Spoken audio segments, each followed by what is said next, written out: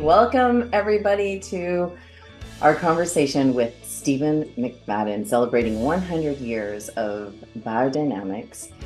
And tomorrow, I believe, was the first lecture from Rudolf Steiner for the biodynamic agriculture lectures.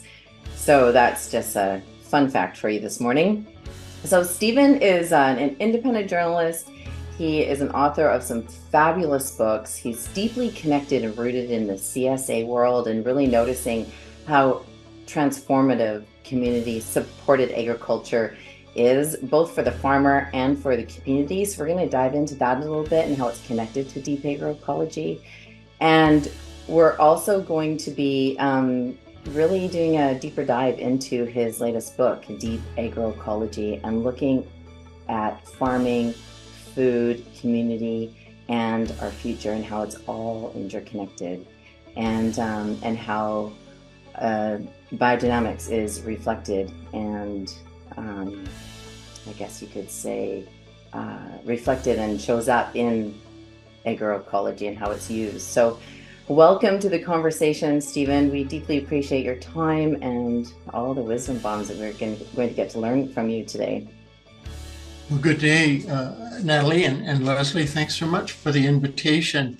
I've been pretty much in isolation since the COVID pandemic began and haven't been out talking much about these things. I've also been at work on a biography of a Navajo leader, Leon Secatero, who passed away in 2008. So that's where my attention has been for the last couple of years. But agroecology and biodynamics remain current and will for some time to come. But Stephen, what's inspiring to you about biodynamics? Why biodynamics? Oh, the intelligence behind it and the insights that are offered as we get into it. I don't consider myself to be a proficient biodynamic gardener or farmer. I'm a reporter, and I've learned a little and I've put some into practice in my life. But mainly I have this feeling of admiration that lifts me up because I recognize how many intelligent, well-meaning people there are in the world who pursue this challenge of biodynamics. And then ultimately, of course, I have seen the results in walking through gardens and farm fields all across the United States. And to me, that was the thing that, finally tipped me beyond the organic realm into biodynamics, was looking to see what was in the fields and what were the results of people's labors. Tell us what you saw. Tell us what you noticed in those fields. Well, the vitality, I'm a very sensitive person generally, and I learned the Reiki energy techniques back in the 1970s from John Harvey Gray, who was a wonderful master teacher. And so, not that it's any distinguishing feature, we all have the capacity to visually see and feel energy if we cultivate that capacity within us. And I had that opportunity, and I could apply it and experience it in walking through biodynamic fields, the life force. And then, of course, also the taste of things. That also was an indicator to me that this was a superior method, a superior approach. So what was different about the taste and flavor for you? More alive, more vitality, an awakening in the mouth. And then as it went down through the whole digestive system, it's subtle. I mean, it's not like, you eat a hot pepper and you immediately have an over-the-top reaction. But when you're still, when you're meditative and contemplative in engaging with things, which I do from time to time, because as part of my work is to be aware about these things and to communicate about them. Mm-hmm. So that level of vitality, there's my word of the day. I love that. And Stephen, when you talk about the vitality of the plants, was there anything that you could see in that as well? Well, energy. I'm not clairvoyant, which is to say I don't see energy all the time, but when I relax, when I soften my eyes, when I become receptive, then I can perceive. It's difficult to describe, and yet I think it's something that we all can do if we allow ourselves the time and the stillness.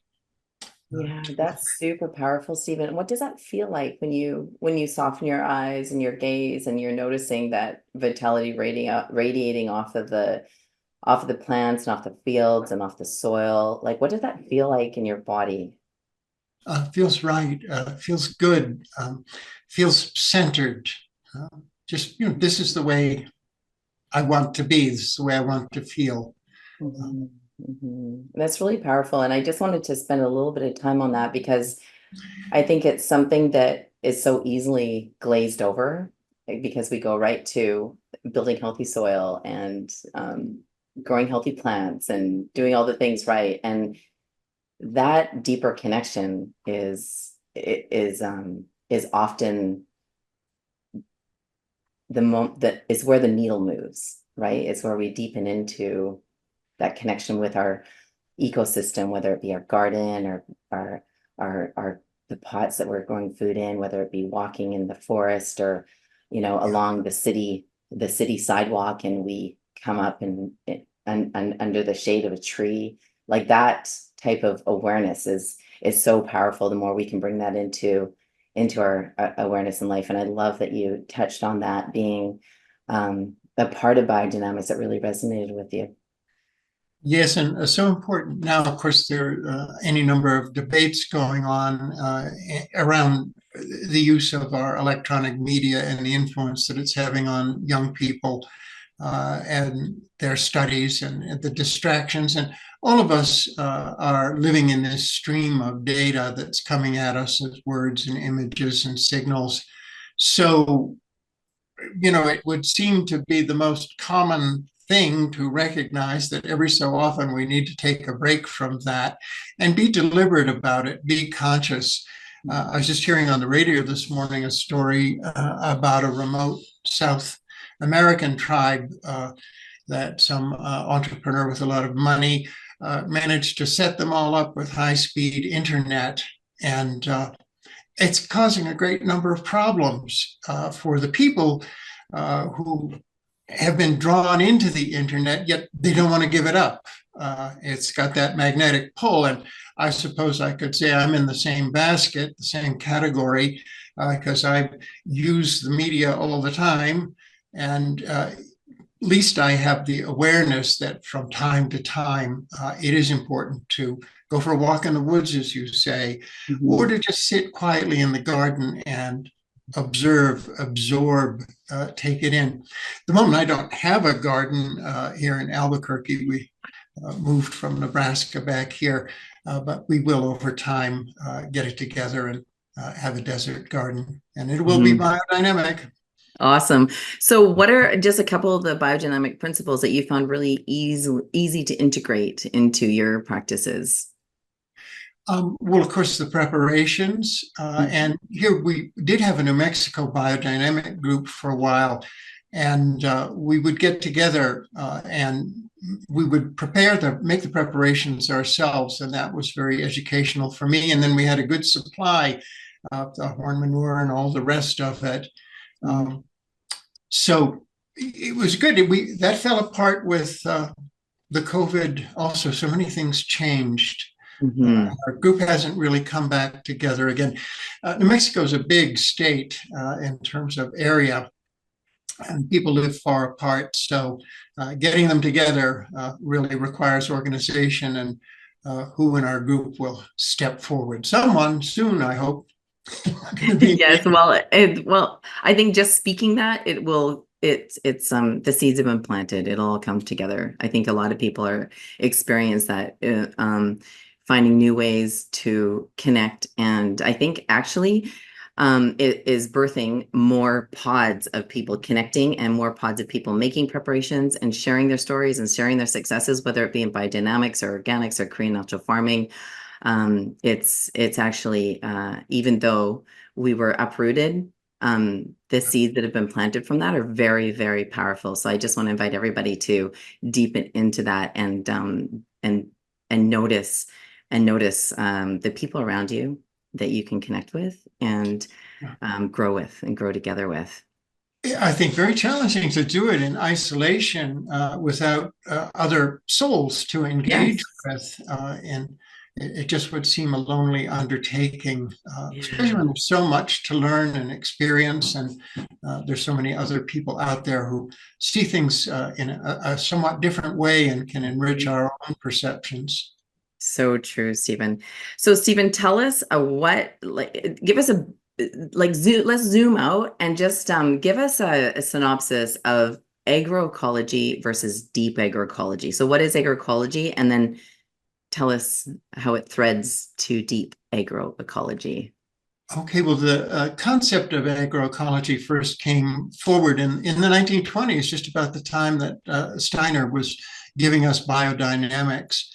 And there it was just in the beginning, the simple, there are various ecological principles and various agricultural, principles, and bringing them together and recognizing that they match, they come together. Since, especially starting in the 1960s and onward, it's become very much of an international, I call it an umbrella movement, because it would certainly cover organics and biodynamics and a lot of the other regenerative agricultural systems that are coming forward, some of which are not all that clearly defined. But that, core idea of recognizing that pouring poison into the earth and mixing it up with the food that we're going to be eating is a very poor idea. Who came up with that? Thinking that poisons would somehow improve our nutritional profile. Well, we see the consequences now. I'm thinking of the dead zones in the Gulf and all the river pollution and all of the dietary dilemmas and diseases that have come upon us from eating food that is corrupted in various ways. So I'm sure I've lost the thread here, Natalie. I want to go back. What was your question again? So agroecology, what is agroecology? And then what is Uh-huh. deep agroecology? So it's true about what you said and the thread that you went off on. Yeah. Mm-hmm. I've got Gemini rising, so I tend to go in a lot So of in one directions. sentence, what is agroecology? It's a transdisciplinary approach to producing clean, healthy food and improving the environment. It's also got a social dimension to it, and I think that's really critical because the men and women who are at the base of the food pyramid and who are actually out in the fields doing the work or who are in the factories doing the processing, by and large, get a very bad deal out of it. They are put upon low wages, terrible working conditions, and on and on and on.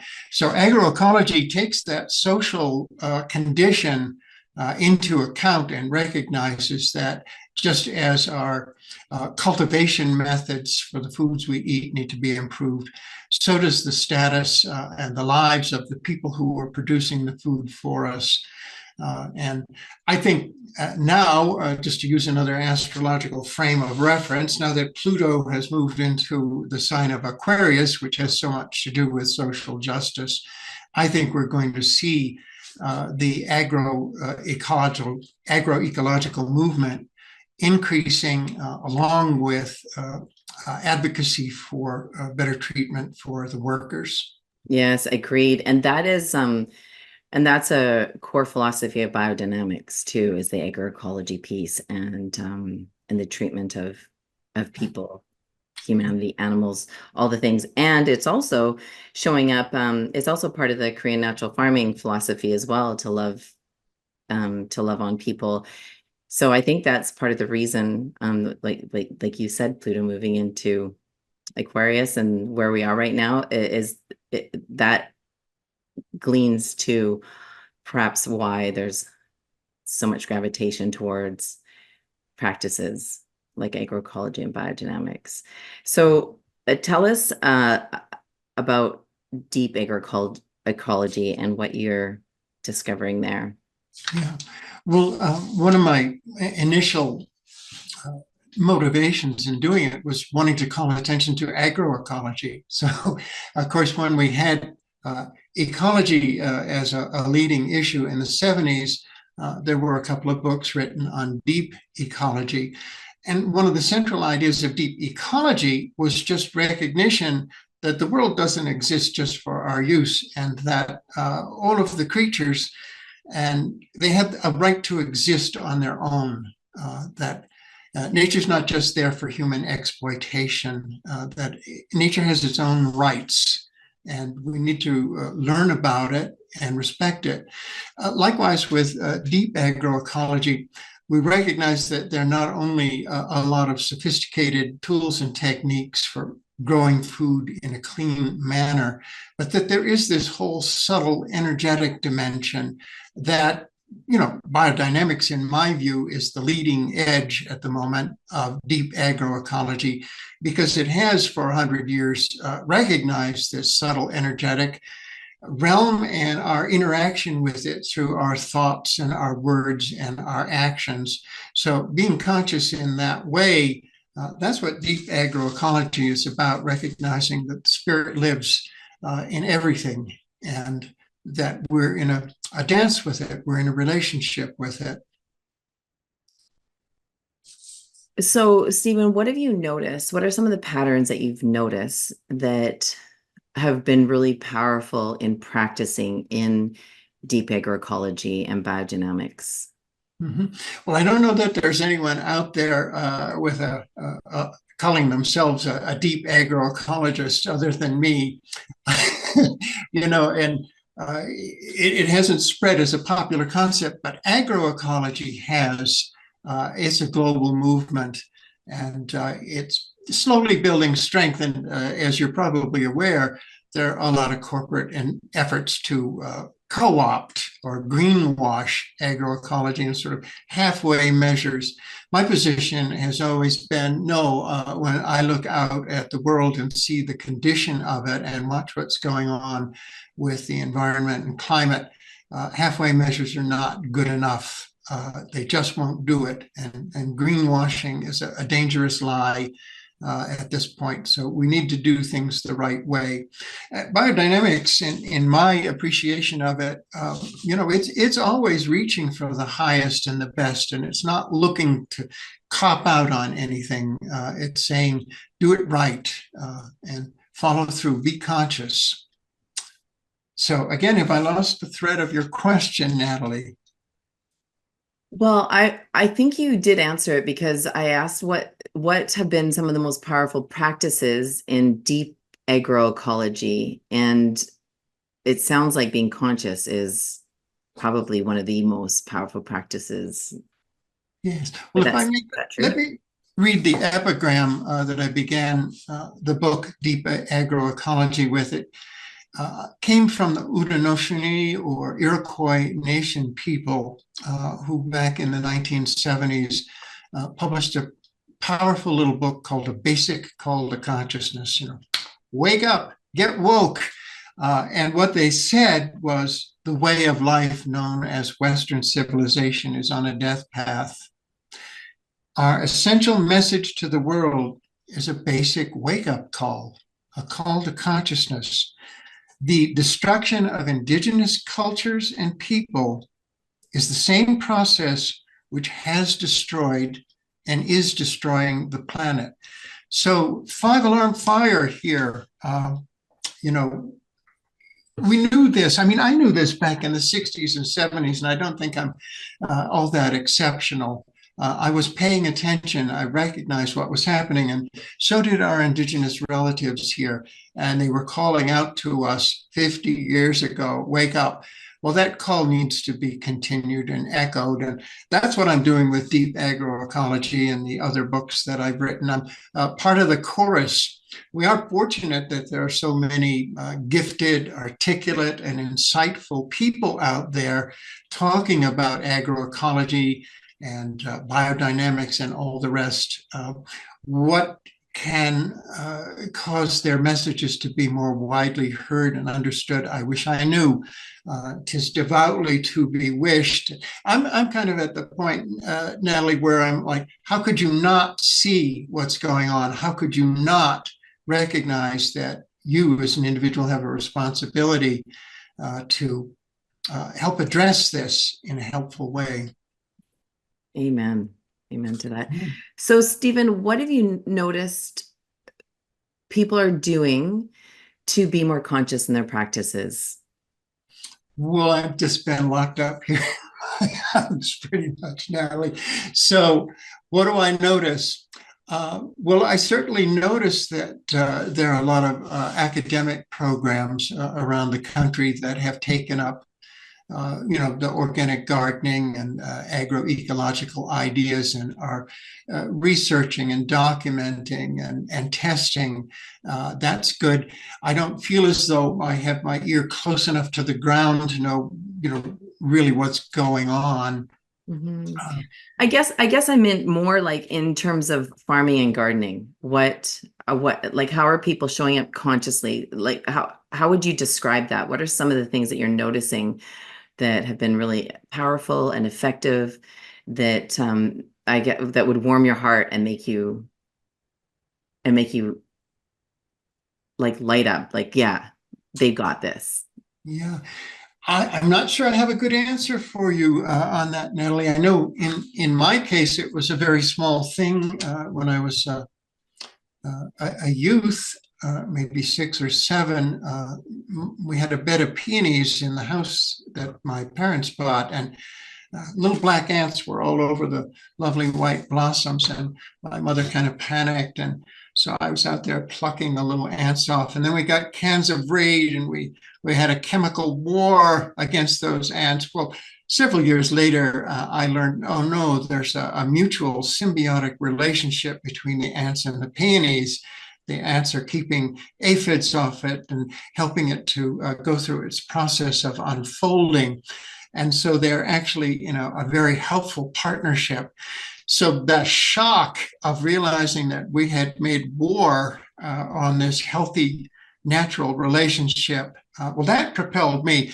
So I guess my recommendation is all 8 or 10 billion of us on the planet need to get a bed of peonies and pay attention, respect it. I really don't know what the answer is to waking everyone up. But, and of course, it strikes me as harmful that there's this well-funded movement against woke, as if there was some advantage into remaining asleep, to remaining unaware of what's going on and how one might participate in the healing process of moving things forward. Mm-hmm. How did you become interested in farming and gardening? I think there was just the recognition, after that seminal moment with the peonies that this was really important. It was really foundational. I'm a Capricorn. I have 4 planets in Capricorn. So the things of the earth, the foundational things that we can build upon, those are really important to me. And I see that we've got to have the farms and the food or nothing else. We're not going to have any internet or television or radio or all the other wonderful things that are part of our modern world. That foundation still needs to be there, and it needs to be there in a healthy way. I'm so distressed by, what the corporations are doing with their mechanistic approach and their chemicalization of the food chain. I think that numbs us, that it deadens our souls. So I guess if I had anything to say, it would be what I have learned not only from the farming community, but from all of our relatives in the native or indigenous communities, which has been the other great passion of my life to be engaged with and learning about that. Spend time in nature, just be out there, drink it in. And, it fills the soul, it really does, and it can wake you up. And Stephen, how you speak a lot about Indigenous practices as well, and how do you see the connection of Indigenous practices with biodynamics and what you're learning? Mm-hmm. I went up on my first vision quest, it must be 35 or 40 years ago, and I spent 4 days and 4 nights on the mountain, no food. I had water that time. And of course, it's hot, miserable all day. And then at night, it's cool and there are things moving around in the bushes. And so you have fear and you have to reckon with that. And then the boredom. Well, finally, after 4 days, I could hear all of my friends coming up the mountain to meet me and bring me back down to civilization.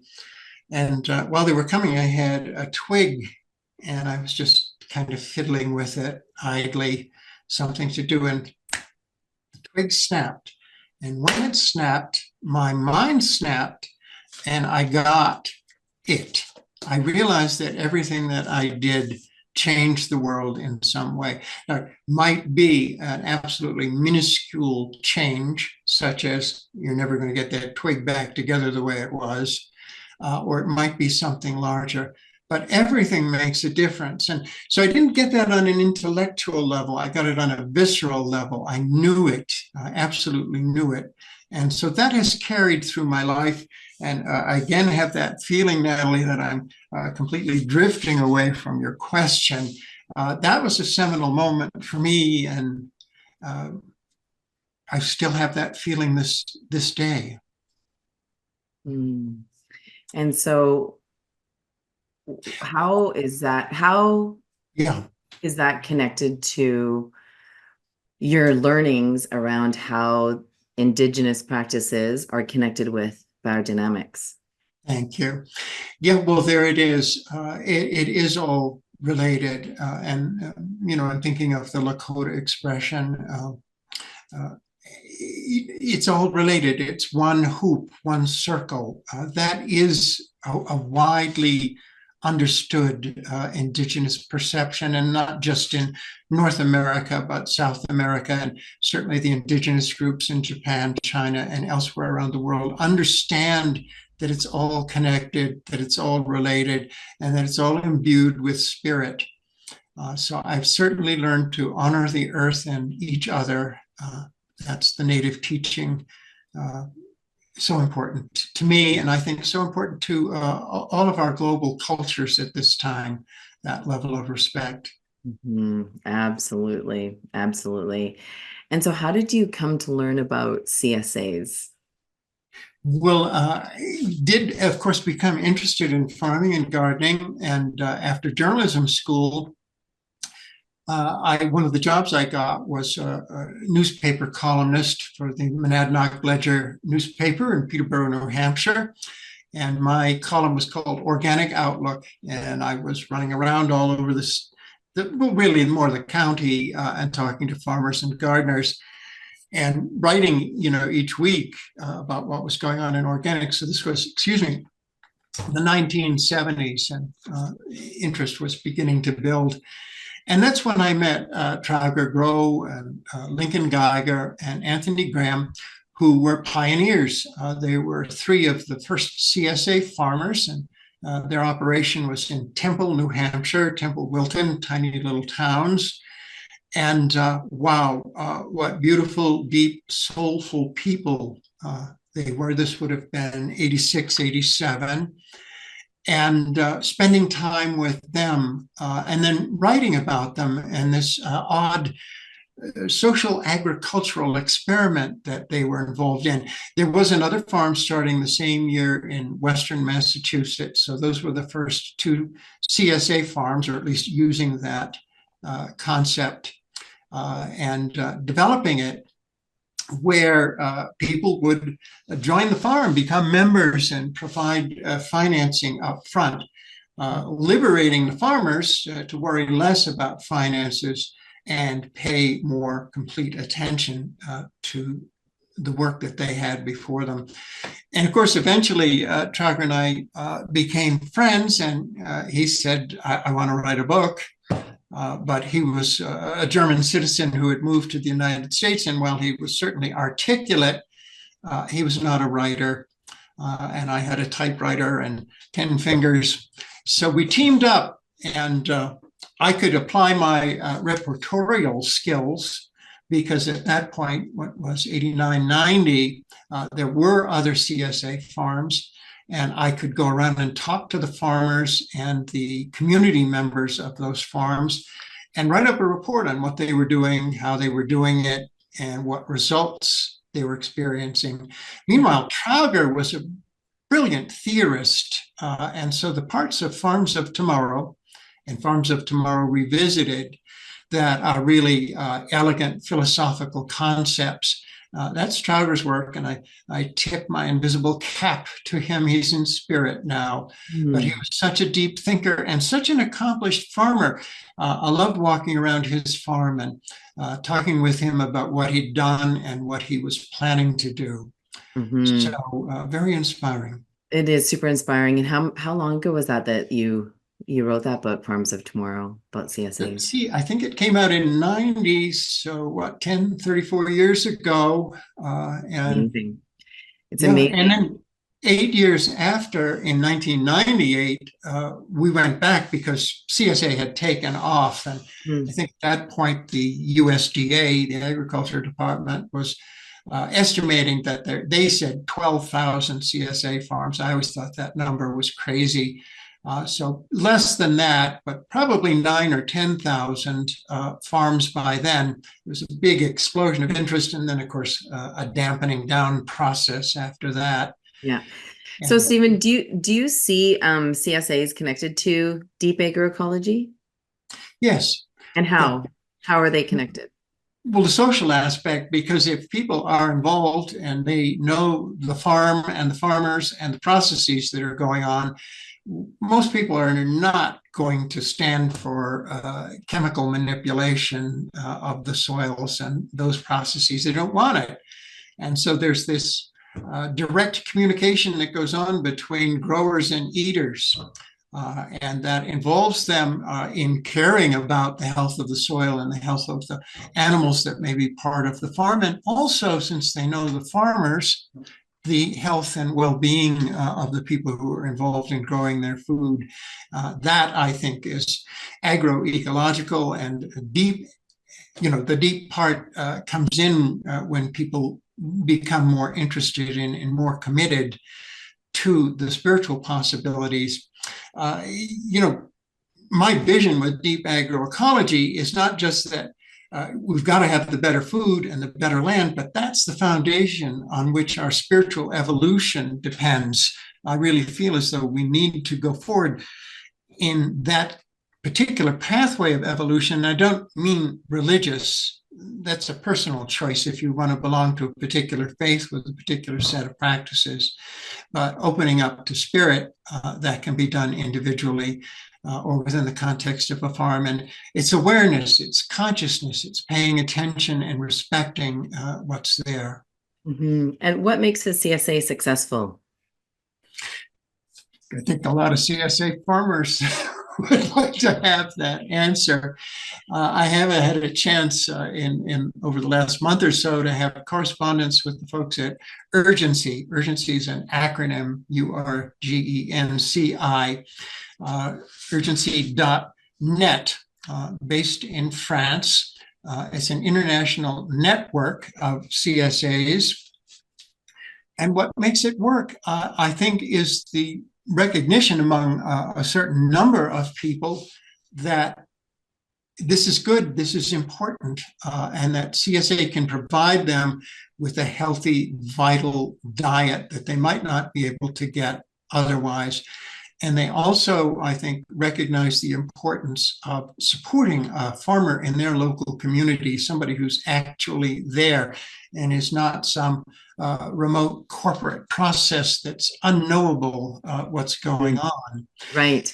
What makes CSA work? I think the personal connection between the growers and the eaters.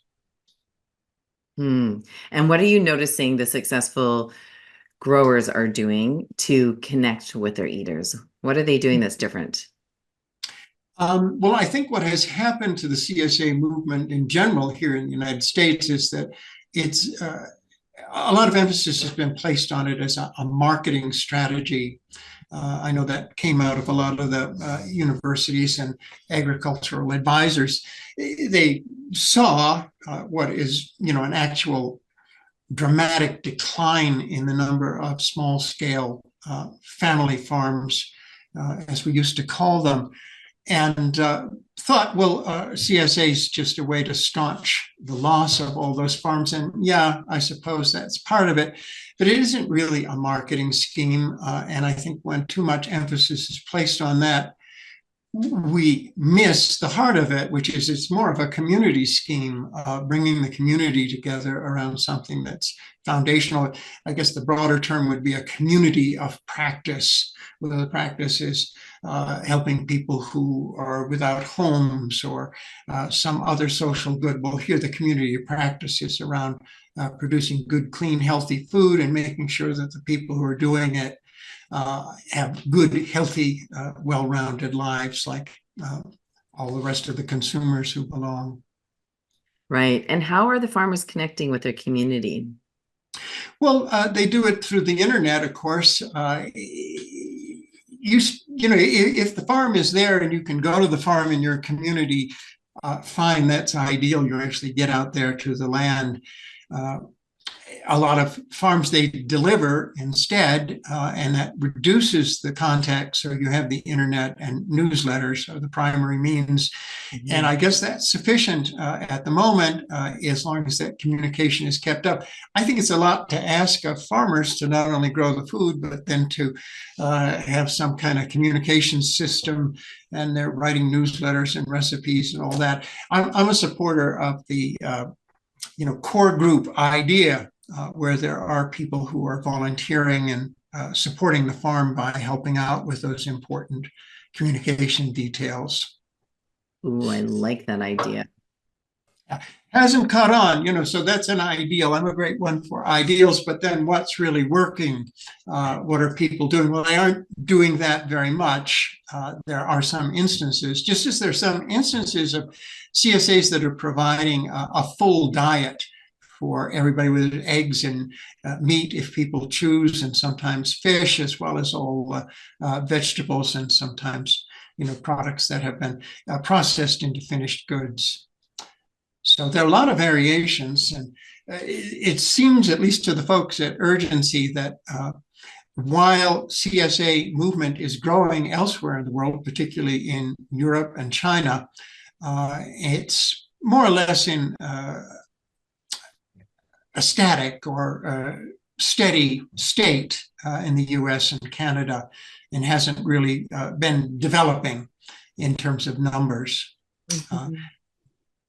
So yeah, one of the thoughts that just came to my mind is I'm wondering what the opportunity for people who are working at building CSAs, because I know that in my experience of witnessing my family do CSAs and other farmers, is there's always a turnover, right? And sometimes it's a grind to get people to fill your CSAs. And so I love the idea of getting your community involved, and maybe there's opportunity for an exchange of some kind, where maybe there's a social media manager or somebody who really likes to share your story, that in exchange for half a share or a quarter share or maybe a full share, they are the ones who are writing your newsletters for you for the year, telling stories, coming out and taking pictures of you, harvesting your food and putting it together. And they share their experience of being part of your CSA in exchange for some yummy, delicious food.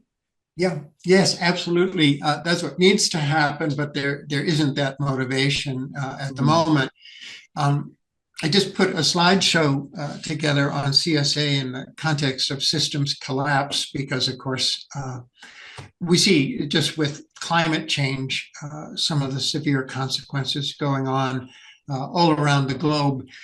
And to understand how CSA might function when systems are under tremendous stress like that, what Urgency did was to study very carefully how CSA responded to the COVID pandemic. And it turns out that the CSA farms around the world responded very well, very intelligently. They were able to keep supplying their members with fresh food.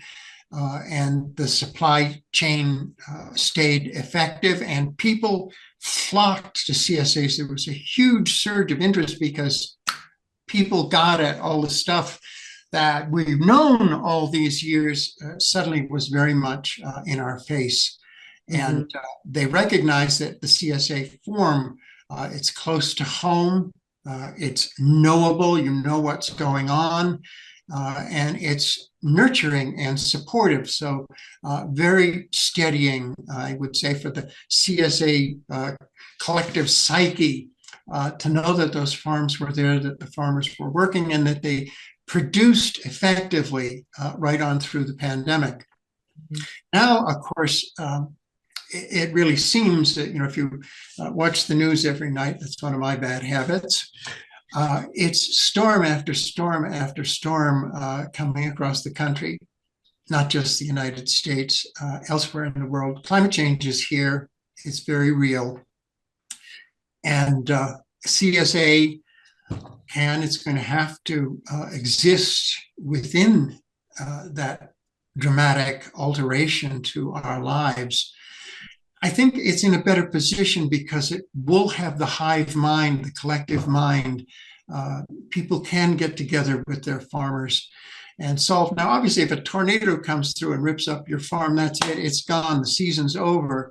But at least if you have a real community, you have a greater opportunity to put the pieces back together again with the support of the community, as opposed to just, a couple or a farmer who are on their own.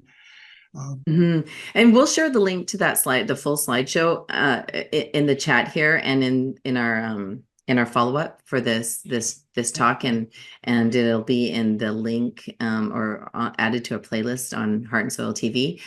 But here right now, Stephen, is there any part of the slideshow that you want to share with us that you find really inspiring, that connects us more deeply to agroecology, practicing agroecology, and what's possible through CSAs and surviving system collapse and climate change? Well, just for me, it's that realization that it is there as a social form with so many goodnesses associated with it, that I want to pour some of my energy into it to make it succeed on the local level. We belong to a CSA here in Albuquerque, and also to the local food co-op. I'm a big supporter of natural food co-ops because of the opportunities that they give to local farmers to get their crops into the hands and mouths of people nearby. The climate's going to continue to deteriorate. I know there was a survey of the Intergovernmental Panel on Climate Change back in April, and over 80% of the members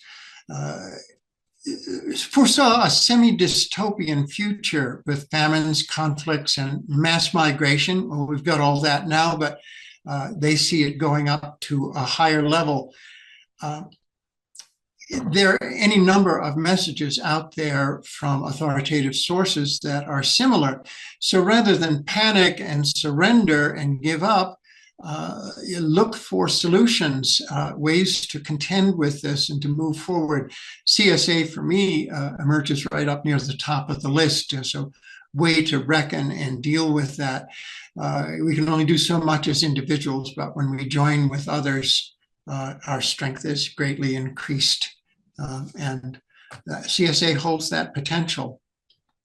Well, it's realized, it's actualized to a certain degree, but I think it can be and will be to a higher degree. I used to use the metaphor of CSA as a cornerstone for 21st century civilization, but I don't think all of civilization is going to pick up on it. It's probably not going to be a universal thing, but for a lot of groups, very important opportunity, to reckon with the problems that are in our face.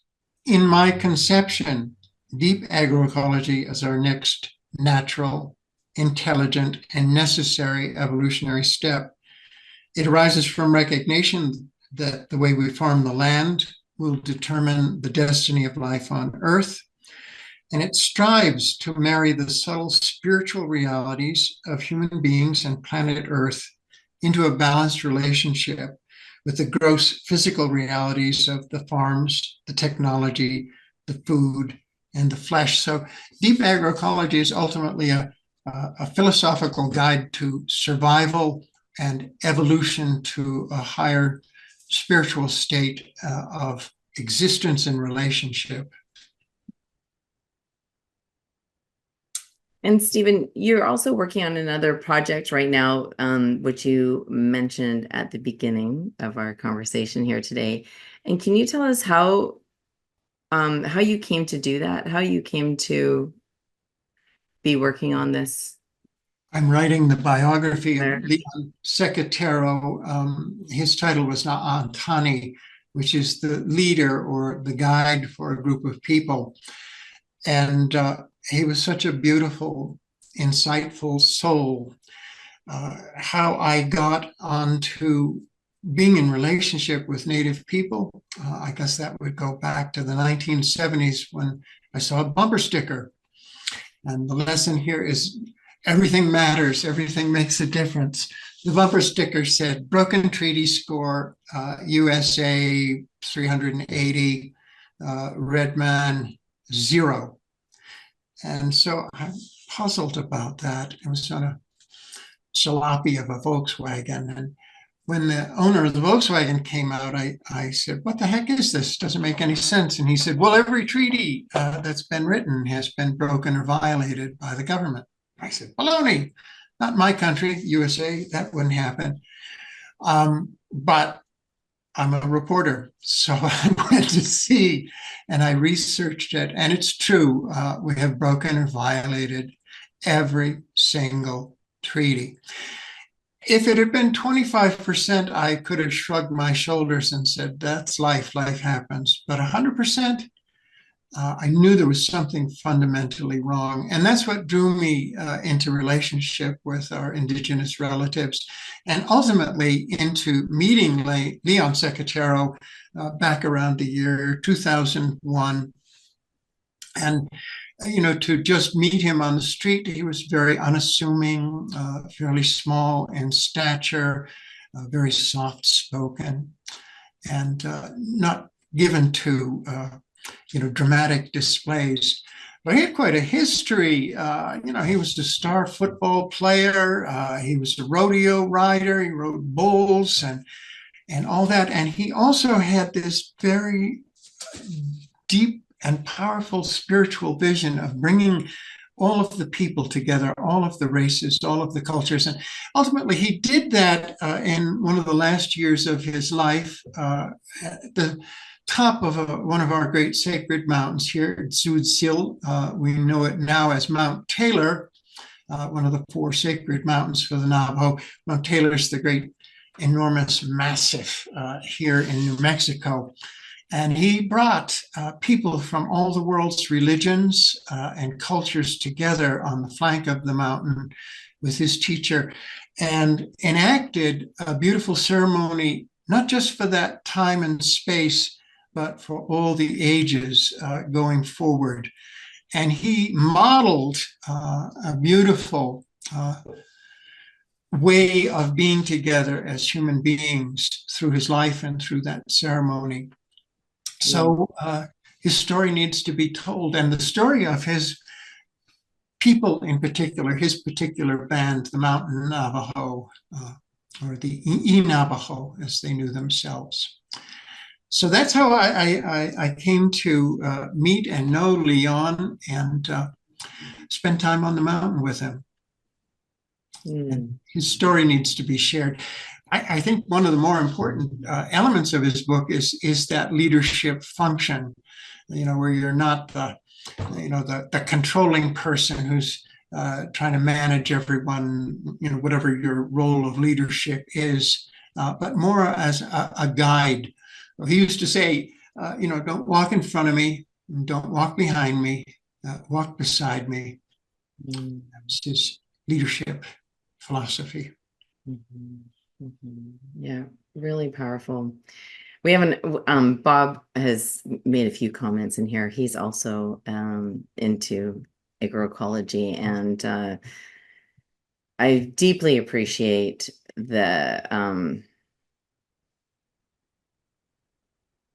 I deeply appreciate the connection Yeah. that we're making about around the urgency of practicing agroecology and deep agroecology, and how deeply rooted it is into our consciousness and the way we show up for ourselves and each other and for this earth. And I think you've really um, done a wonderful job of connecting us with that today, Stephen. So thank you. Good. Well, I want to acknowledge Bob's comment. He wrote that agroecology has always been deep. It grew out of indigenous and peasant farmer practices and brought into focus by La Via Campesina. I would agree with that also.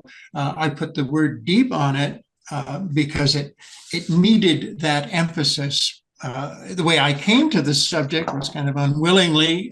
This was back in, oh, I don't know, when was it, around 2013 or 14. I was working in my front yard in Lincoln, Nebraska, when Chuck Francis came by. He was a professor of agroecology at University of Nebraska, and he used to ride his bike to work every day. And he saw me and pulled over, and we were talking, and he said, have you ever thought about writing a book on deep agroecology? And I said, well, Chuck, I never heard that word before. I have no idea what in the world could that possibly be. And he said, well, there's your assignment. Find out and write a book. And it took me a long time to wrap my mind around it. So my emphasis on deep is to, first of all, get people interested in agroecology, and then to place a particular emphasis on that subtle dimension of it. Well, it's always been there. What my book does is to really place an emphasis on it, not so much out of my own ideas, because I'm limited, but as a reporter, I have the opportunity to go around and talk with a lot of fascinating, interesting, and insightful people. And that's what I have done in the book. I'm kind of I think of myself as a journalistic conductor, and they're, beautiful people playing beautiful instruments all over the orchestra. And my job is to just help them make music together. And that's what I've done with deep agroecology. Mhm. Yeah, thank you. Thank you for that. And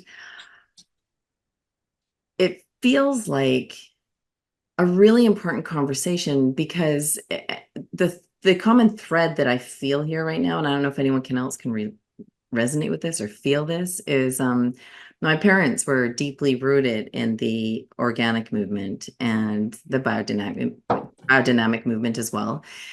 And they advocated very fiercely and very strongly for organic certification and verification, so that there were standards that had to be met. It was very grassroots. And now organics is being, gleaned over, thrown under the bus. It's not regenerative. They do all these things wrong. It's being hijacked.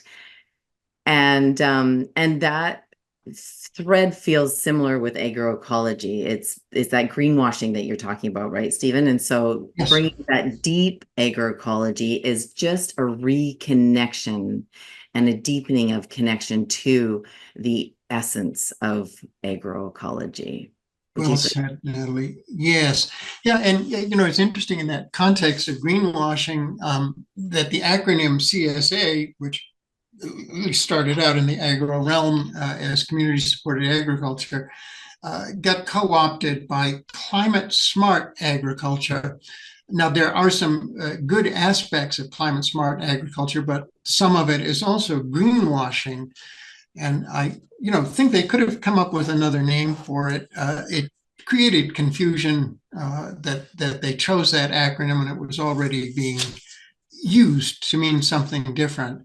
And so, it's not enough. Half measures are not enough. We've got to do it right. Uh, things are Yes, so too true. serious. Yeah. So true. And that's one of the things I love about working with our community here at Heart and Soul, because I know every single person watching this interview, and And whether it's live or watching the recording, they are invested in, like I know you are invested in practicing deep agroecology and being really conscious or simply conscious with What your I'm trying to do practice. is to articulate the vision, and it's not my personal vision, but it's a vision shared by hundreds, thousands of people. And by listening and absorbing and bringing it all together to hold that vision up, because if you're going to realize something, you got to have the vision first. And then the vision guides you, it pulls you to develop the tools, the techniques, and so forth. So sometimes I feel, as a voice in the wilderness, but I'm not the only one. Thank heavens there's your voice and voices of so many others articulating this. Let's hope we get heard by more people. Yes, amen to that, Uh, Stephen. And Stephen, share your vision with us so we can hold that for you and with you. oh, well, it is the rainbow vision, the vision of the whirling rainbow. I'm almost going into another realm. It's where people live in right relationship with themselves, each other, and the natural world. When I say the whirling rainbow, I went on a prayer walk in 95, 96. We walked from the Atlantic Ocean to the Pacific under the Seven Fires teachings of the Algonquin peoples, and particularly represented by Grandfather William Commanda from the Kitigan-Zibi Reserve up in Quebec. And there is actually a whirling rainbow. It's a full 360-degree rainbow circle that forms around the sun. You see it every once in a while.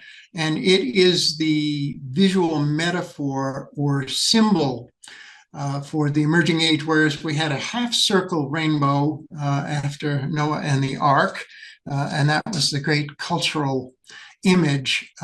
We have an opportunity to adopt this new cultural image where the circle goes full round. And one thing that we learned on the walk is, you can't kick anybody out. You can't say you don't belong because you're black or you're yellow or you're white or something, or you have this particular religious outlook on life.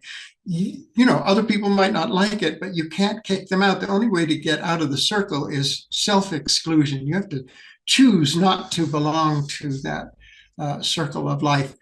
So that's my vision, making that rainbow circle clearer. I do see it up in the sky, maybe, a couple of times a year where it appears. And indigenous teaching is that it will appear more frequently as a sign and an inspiration to people to go forward, to do the right thing and to treat other people with respect and to treat the land and the animals with respect. So that's it. That's the top for me. And then all of the systems underneath, which are the biodynamics, the organics, and so forth. Those are all supportives, and they build the foundation for the future, cleaner, healthier, and our spiritual evolution can proceed. We got further to go. Beautifully said, Stephen. Beautifully said. Thank you for that. I just wanted to, I guess, make a kind of a closing statement, which is an affirmation of my faith, my belief, my understanding, my appreciation, that we get through all these troubles. I'm not a doomsayer. I don't think we're fated to fail. I think we're fated to succeed. And so acknowledging the difficulties, well, that's important because we can't transcend them if we don't see them first. And that's what I'm about. And I'm so happy to be part of the broader community that you and Leslie and all of the other thousands of organic farmers and consumers are involved with. It gives me strength to know that I'm part of that community and that others are reaching in the same direction that I'm reaching. Thank you. And thank you, Stephen. And thank you to each of you for carving out space to join us today. I know it's your time is valuable and You are in your gardens, in your fields, with your families, with your friends. I actually have kids surrounding me right now in my Mm. own very own house. They're wondering what I'm doing in the middle of in the morning, because they're usually at school and not here when I do these conversations. So I feel the tenderness and the value of the your time.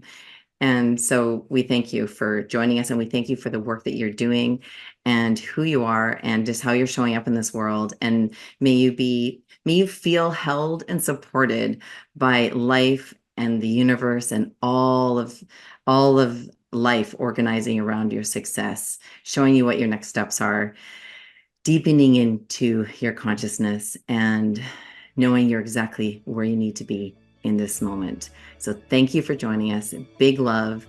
You make yourself an amazing day. Thank you.